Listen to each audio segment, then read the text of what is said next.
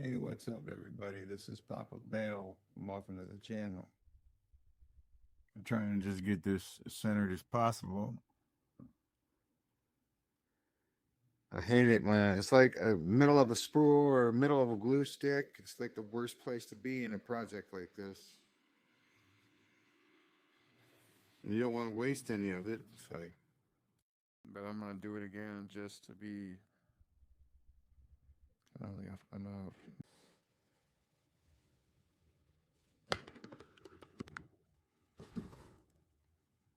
Look good? Yeah, really good. All right, let's see if I did it right.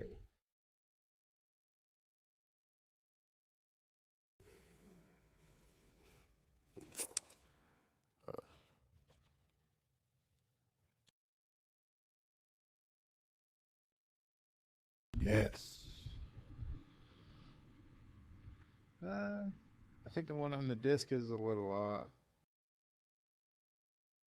but it's only a little off, and I think that one was really smooth. So It's a smooth moving disc.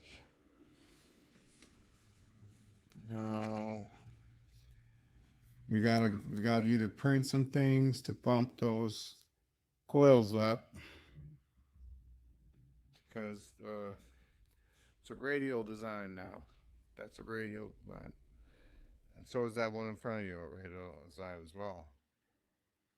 It's meaning the magnets are facing outwards, away from the shaft, instead of being parallel with the shaft. God. Look at that. That spins very well. I can't see that. I really shouldn't be bumping into it, I don't think. All right. Let's see. I really don't have a plan for this, so I think I'm gonna need to print some more stuff. That's pretty good. Could be a little better, right? Let's get a zoom in. Yeah, it's pretty good. It's almost there. Like, I wish I could go to the store and get some more of these shims. Right. I feel like I just shim it up.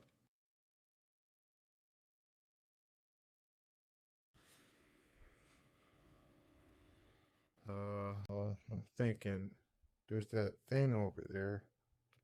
It's like it is like a stand for a coil. So there's your 180, 90-degree relay. See if it worked. I think it works. That's good. And that didn't take too long. And it's starting from scratch. Man, the thing that I left out was stacking that other ring on there. We don't need all that height unless we're going to do axial flux, but we're not doing right now. We're doing radial. This is good. Nice, mellow goodness. So I think there's a total of about 330 ohms on that coil. And right now there's 330 ohms on this one, but I have a pod, so I can up the ohms by like 700 from what we have on there right now. Let's see how much the battery. Okay. So it's down one, but that's okay. It's on a closed loop system. This coil right here. That's probably why it's not moving so fast, because the load is the battery that it's drawing from. Um, See, here's an out read of how much milliamps were drawn, and that's on the gen mode circuit on the other side. So about 150 on the average full. That's pretty neat, and it's below 150 a lot of the time. So I think that's pretty awesome. I'm gonna probably incorporate the relay next, which is a different way of hooking this up.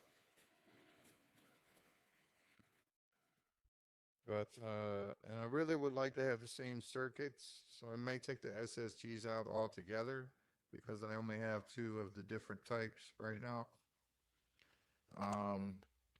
And use a different circuit, or maybe even reed switches, something else, you know.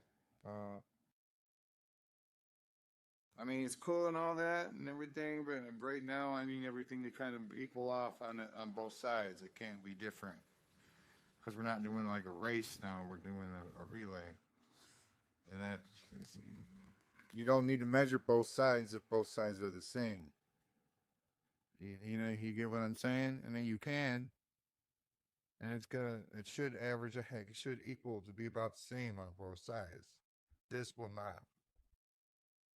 Yeah, this won't. And it's spinning a lot.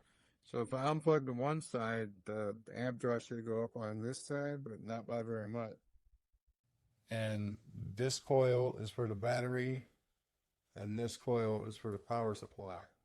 Probably should have said that at the beginning of the video. But it's all right. It's all right. Let's see if we can get a quick...